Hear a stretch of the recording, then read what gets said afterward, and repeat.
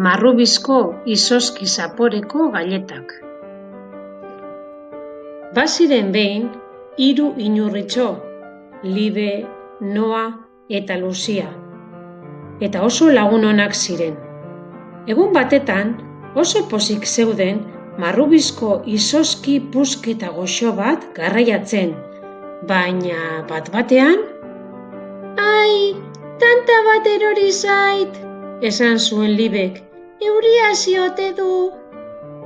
"Ez", erantzun zion Luziak, "izozkia da, urtzen ari da." Izozkia urtzen eta urtzen zihoan. "Horrela ezin dugu inurritegira eraman", esan zuen Libek. "Eta zer iruditzen zaizue, aldugu guztia jan eta gainerakoa uzten badugu?", esan zuen Noak. "Zergaitik ez diogu deitzen izeba Margaritari? Ingenieria da eta jakingo du zer egin." Margarita iritsi zenean, hankatxoarekin buruan hazka egin zuen. Laguntza eskatu beharko dugula uste dut", esan zuen. "Gaileta apurrak behar ditugu." Handik pixka batera, inurri talde handi bat iritsi zen. Bakoitzak apur bat zeraman bizkar gainean.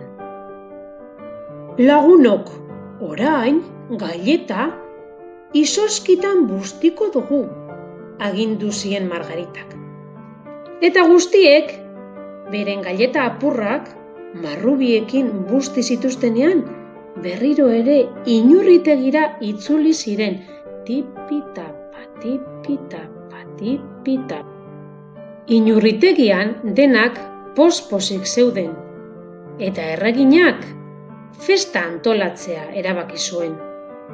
Negu hartan, marrubizko izozki zaporeko gailetak jan zituzten, ze gozoak!